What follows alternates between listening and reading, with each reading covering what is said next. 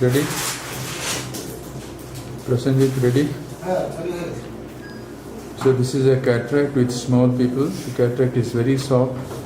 This is actually posterior subcapsular cataract, and the pupil is very small, about 4 or 3.5 millimeter.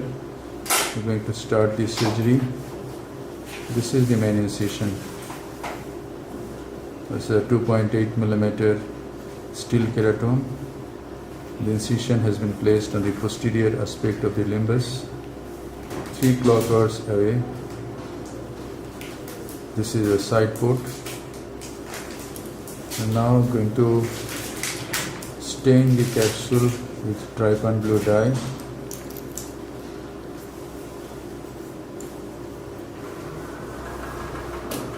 This is the dye. And this is adrenaline. Let us see if the pupil dilates with adrenaline or not. And this is phenocane.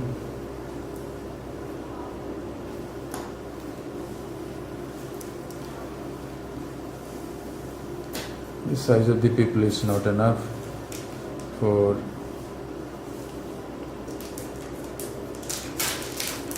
surgery.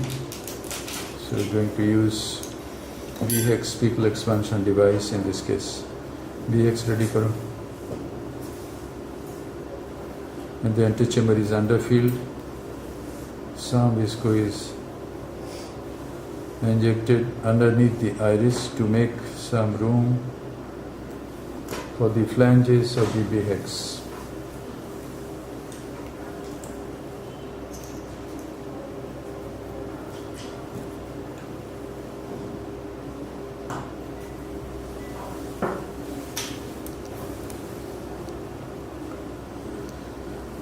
We must take the BX completely into the anterior chamber before we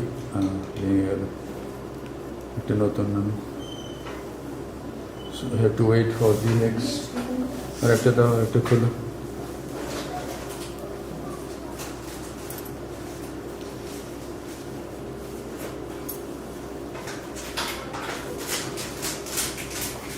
In soft cataracts, nowadays I use pre-chopper to divide the nucleus into pieces, but sometimes the cataract is so soft, just we have to aspirate the whole lens mass, and so we have got another BX.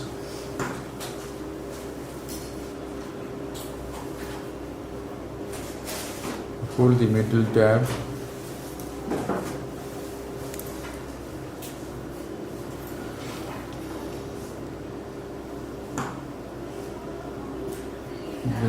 The BX goes completely in the anterior chamber. One flange is placed at 7 o'clock. Another one at around 2 o'clock. And the third flange is placed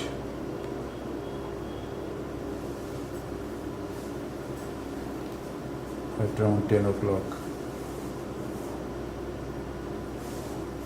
So alternate flanges have gone behind the iris, alternate flanges are above the iris. I have got adequate sized people for phaco surgery. Size of these people, hexagonal people, is about 5.5 millimeter. This is rexis with utrata forceps. Getting a 5 millimeter rexis. And now hydrodissection. BSS and 27 gauge cannula.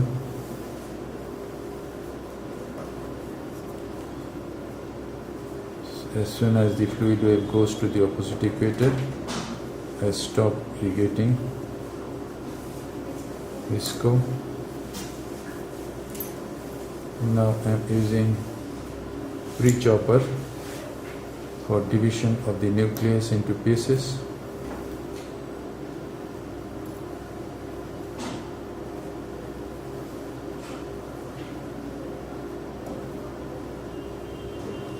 Such of cataracts, it's very difficult to hold with vacuum, so we can divide the nucleus before introducing the handpiece.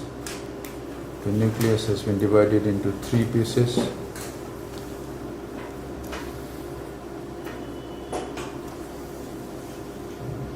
Now I go in with the handpiece, remove some superficial cortex and pick up each free nuclear piece and emulsify.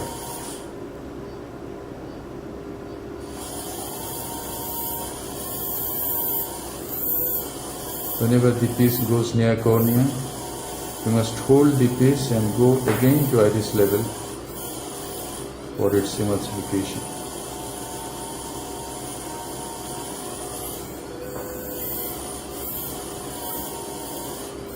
One heminucleus is managed. This is the other heminucleus. Just have to divide into 2 pieces and emulsify. This is a chopper with ball tip. It protects the posterior capsule much better than usual choppers.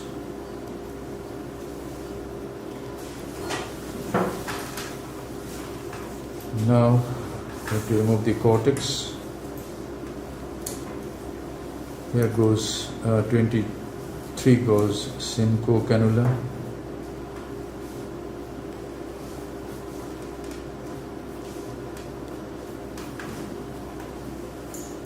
Irrigation aspiration ready karo. For the subincisional cortex, I am going to use IA cannula.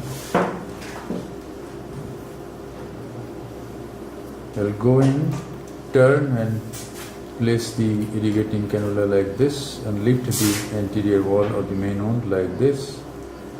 The posterior capsule is far behind and the subincisional cortex comes very easily. We don't have to make another side port for this. Now since there is BHEX, use visco.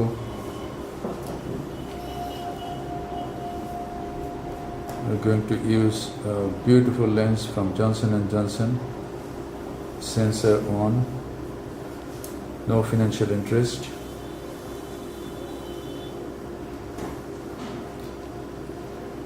Here goes the intraocular lens.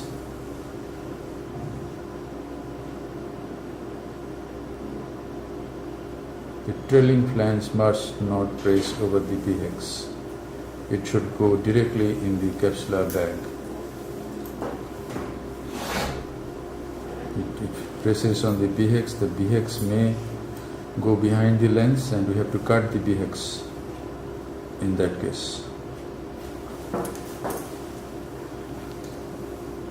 Inject some more visco and now we remove the BHEX ring in this way.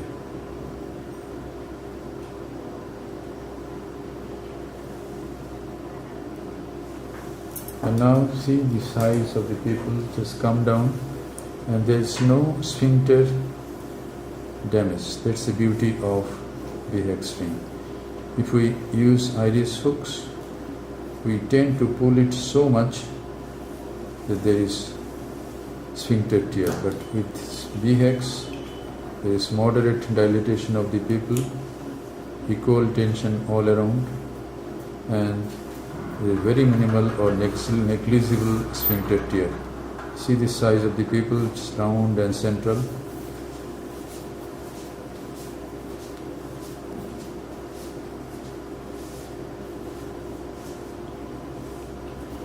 And now another wash, visco wash, to remove the visco from behind the intraocular lens.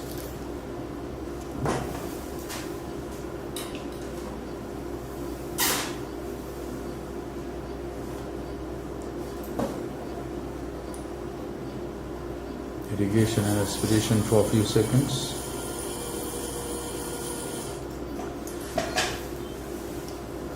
And this is Moxie. As soon as we inject Moxie, some pigments are moving all around.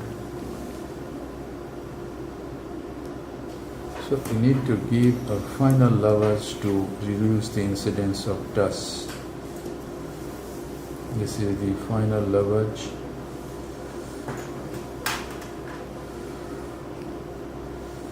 Aspiration.